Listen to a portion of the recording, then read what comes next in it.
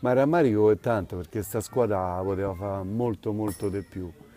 E niente, questa partita abbiamo vinta, siamo matematicamente salvi, ormai ci tuffiamo sulla Coppa Italia perché ci è rimasto quello, vedremo un po' di ricompattare tutti quanti,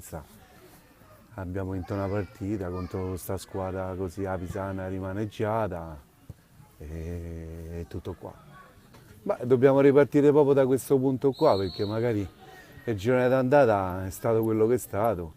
e il girone di ritorno, insomma, abbiamo fatto un buon girone di ritorno e la proiezione vedremo mo l'anno prossimo, siamo diretti per l'anno prossimo, vedremo un po' la società che decide, i giocatori da tenere, e dobbiamo rimettere a posto queste cose e ripartire giù subito per il prossimo anno, ma noi ormai siamo proiettati solamente sulla Coppa Italia.